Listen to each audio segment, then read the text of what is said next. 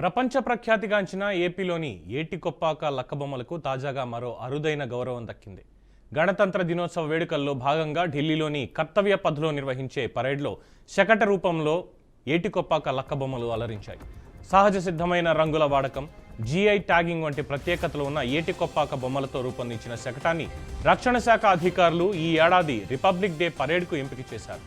అంతేకాదు, ఏటికొప్పాక బొమ్మలు పర్యావరణ రహిత చెక్క బొమ్మలు అంటూ ఏపీ ప్రభుత్వం రూపొందించిన ఈ శకటం రిపబ్లిక్ డే పరేడ్లో ప్రత్యేక ఆకర్షణగా నిలిచింది.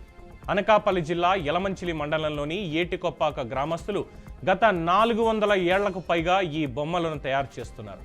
వంట చేసేందుకు కూడా పనికిరాని అంకుడు కర్రతో అద్భుతాలు సృష్టిస్తున్నారు.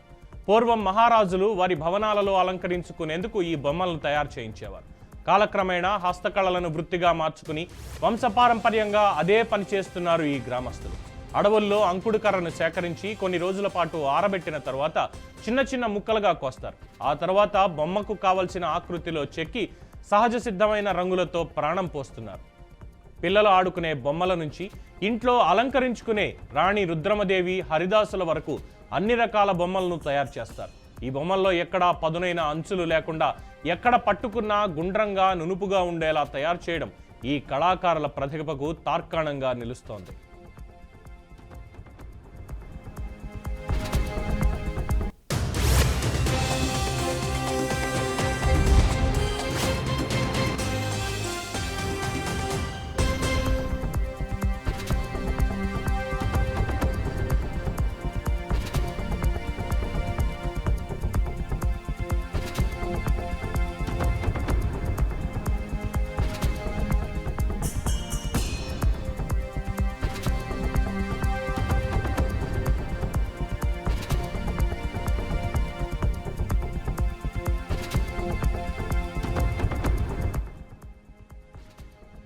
గణతంత్ర దినోత్సవ వేడుకల్లో భాగంగా ఢిల్లీలోని కర్తవ్య పథ్లో నిర్వహించే పరేడ్లో ఏటికొప్పాక బొమ్మలకు మరో గౌరవం దక్కింది.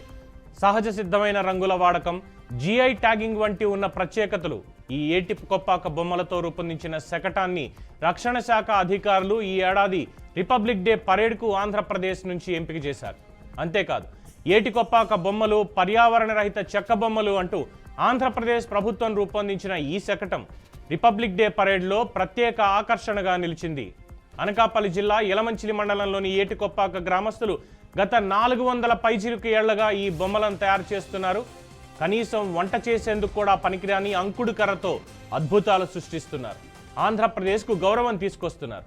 పూర్వం మహారాజులు వారి భవనాలలో అలంకరించుకునేందుకు ఈ బొమ్మలను తయారు చేయించేవారు. కాలక్రమేణా హస్తకళలను వృత్తిగా మార్చుకొని వంశపారంపర్యంగా అదే పని చేస్తున్నారు ఈ గ్రామస్తులు. అడవుల్లో అంకుడు కర్రను సేకరించి కొన్ని రోజుల పాటు ఆరబెట్టిన తర్వాత చిన్న చిన్న ముక్కలుగా కోసి ఆ తర్వాత బొమ్మకు కావలసిన ఆకృతిలో చెక్కి వాటిని సహజ సిద్ధమైన రంగులతో ప్రాణం పోస్తున్నారు. పిల్లలు ఆడుకునే బొమ్మల నుంచి ఇంట్లో అలంకరించుకునే బొమ్మల వరకు అన్ని రకాల బొమ్మలను తయారు చేస్తారు. ఈ బొమ్మల్లో ఎక్కడా పదునైన అంచులు లేకుండా ఎక్కడ పట్టుకున్నా గుండ్రంగా నునుపుగా ఉండేలా తయారు చేయడం ఈ కళాకారుల ప్రతిభకు తార్కాణంగా నిలుస్తోంది.